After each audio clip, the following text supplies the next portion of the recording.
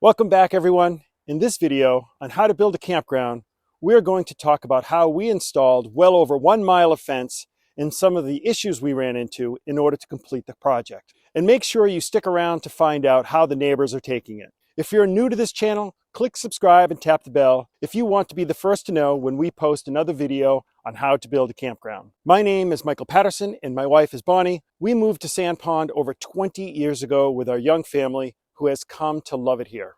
We often dreamed of having a campground on the pond, and when the family that owned 113 acres next door was ready to sell, we verified with the town that a campground was an approved use in the local zoning law, and then purchased the land. We still remain good friends with the family. Immediately after purchasing the land, we had a survey done to verify boundaries.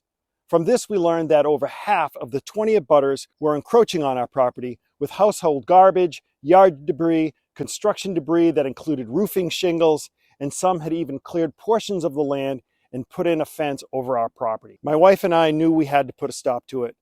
And after consulting with an attorney, we sent letters out asking the neighbors to remove the garbage and the fences from our property. Once we had clearly marked boundaries of the property, I purchased a forester to chip small trees and brush in order to get a better view of the entire layout of the land. I then hired an excavator to come in and help me remove trees along the property line so that I could put in a straight fence. Well over 1 mile of fence was installed 1 to 2 feet back from the property line, and you can see from the video that it is very straight.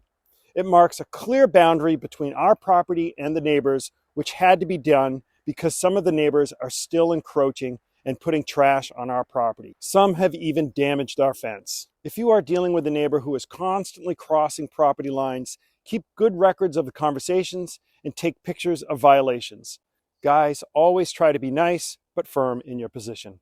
If you're finding this video informative, please give it a like. I know it's small, but it really helps us a lot. Thanks. The fence we ended up going with is a combination of 6-foot privacy fence and post and rail, depending on the location on the property. The post and rail allows animals to go under and jump over the fence, and there are 50-foot gaps in the 6-foot privacy fence to make sure animals can move to abutting woodlands.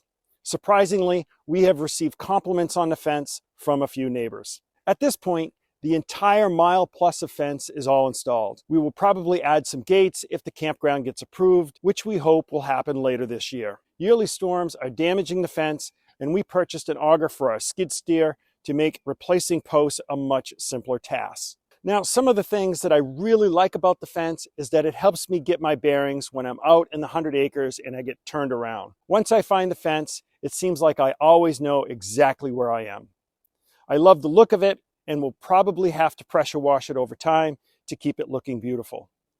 And finally, I think the campers will like it because it establishes clear boundaries for the park, and like I said, it will help them find their way back if they get lost on the hiking trails. If you want to learn more about what's involved with building a campground and the events that are taking place with the town, the contractors, and our neighbors, watch this next video.